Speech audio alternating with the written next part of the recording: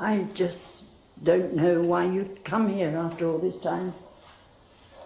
Something you'd rather stay forgotten, On the contrary, there hasn't been a day that I haven't thought about you. You've been in my prayers every night. Well, you haven't been in mine. Not that I do much praying. Not sure I believe in heaven and all that stuff.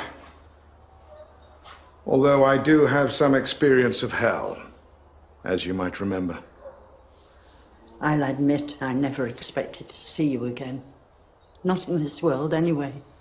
But I've always known that I would have to face up to what I did to you. Got bored of waiting, did you? Is that why you sent your friends after me? I didn't send anyone. They were the ones who wanted to dig up the past. I've always believed that you passed away. Yes. That was Harold's idea. He seemed to think that when I got out of prison, we could pick up where we left off, and that if you thought I was dead, then you wouldn't suspect anything. I presume you restarted your relationship when you got out? He never visited me when I was in prison, because that would have been seen as an admission that he was guilty. I also did plenty of thinking while I was in there. And I realized it couldn't have just been your statement that put me away. He must have spoken out against me as well. Although, by then, I hated him as much as you. So you gave him up? He betrayed me. I thought my life was over. But the one thing I learned in prison was that I couldn't let either of you destroy me.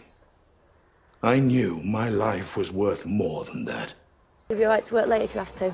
I was planning on having a few beers, so... If you're paying overtime, then... Oh, I didn't know that was coming. Everyone seems to have their hand out these days. Here, time and a half, just make sure you do a good job. Sorry to interrupt. Right, Lise. Well, I hate to ask you, but I need a favour. Sam's got himself in a bit of bother over this Tracy.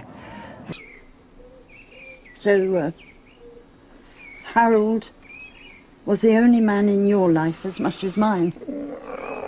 I can't exactly say that. I was tempted a few times, but my family meant too much to me to risk it. You should have had a family, too. Yes, well, too late to worry about that. But it's never too late to learn a lesson, Edna. We've neither of us many years left now. When you look at that watch, you should realize that it's time to stop living in the past and start living for now.